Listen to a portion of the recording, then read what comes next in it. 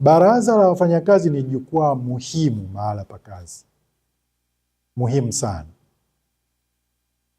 kwamba bali kuwa kiunganishi kati ya management na wafanyakazi, pia ni chombo cha ushauri na usimamizi katika kuhakikisha kuwa waajiri na watumishi wanatambua wajibu na haki zao na wanazingatia maadili ya utumishi wao ili kuhakikisha tija katika utendaji. Vile vile Dira ya Taifa ya 2050 inalenga kuwa na utumishi wa umma unaowajibika. Matarajio ni kuwa na utumishi wa umma unaofanya kazi kwa uwajibikaji, ufanisi, uadilifu, uwazi na wenye kupambana na rushwa ipasavyo.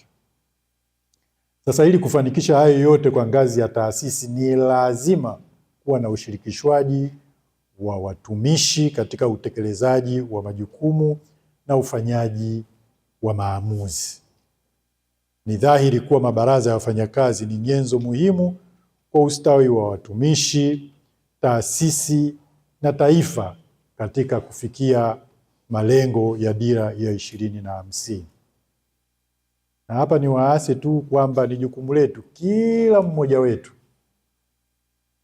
na kama wajumbe wa baraza mkafikishe kwa watumishi wenzetu kwamba ni muhimu sana kuhakikisha kwamba tunaisoma dira ile vizuri,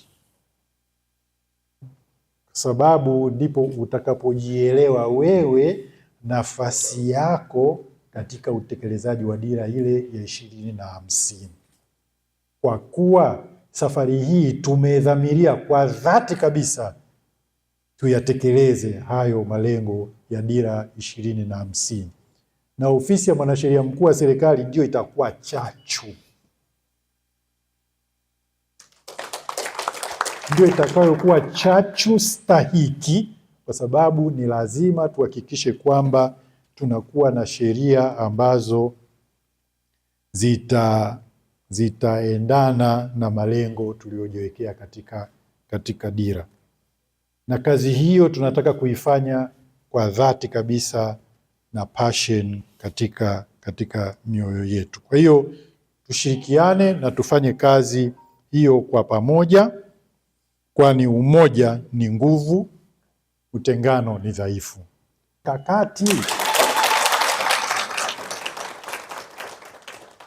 dira ile 2050, hiki ndio chombo ambacho ni muhimu sana kuhakikisha tunafika huko, kwa sababu sheria zisipoakisi ile direction, tumelikwamisha taifa au tutalichelewesha taifa.